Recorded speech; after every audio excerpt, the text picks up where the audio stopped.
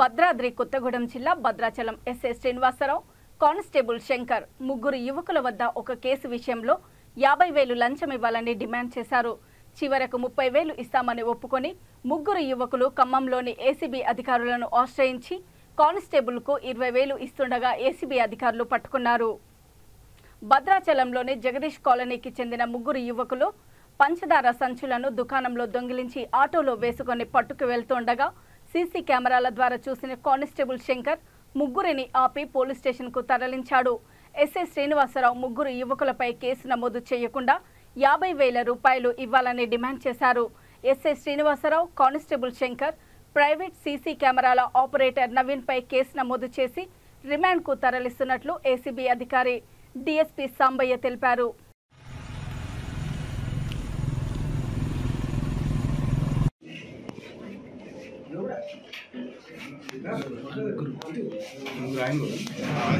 కూర్చోనా కూర్చో కూడా వేసుకో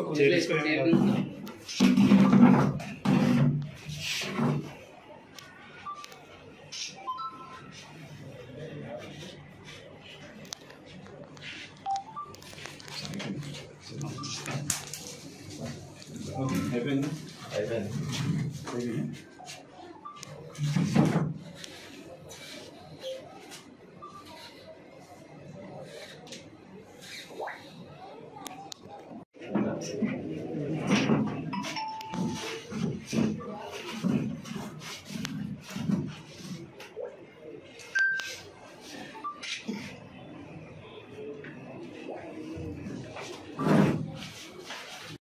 పాయింట్ కాదు కానీ నేను అనే పాయింట్ ఏంటంటే ఆ ముగ్గురు ఉంటారు ప్లస్ ఆ నోట్స్ ప్లస్ ఆ బాటిల్స్ అవి చూపెడితే అది కరెక్ట్ ప్రొసీజర్ కదా సార్. ప్రొసీజర్ ప్రకారం అసలు డిస్ప్లే చేయడానికి లేదు as per supreme court guideline.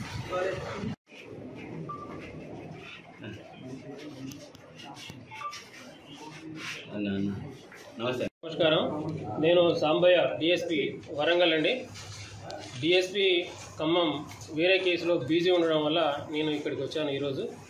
So case వివరాలు ఏంటంటే 12 ఏప్రిల్ రోజు రాత్రి మర్రి సాయి తేజ అనే వ్యక్తి తన ఇద్దరు మిత్రులతో కూడి ఓల్డ్ బజార్లో ఉన్న ఒక గోడౌన్లో 4 షుగర్ బ్యాగులు దొంగతనం చేశాడు.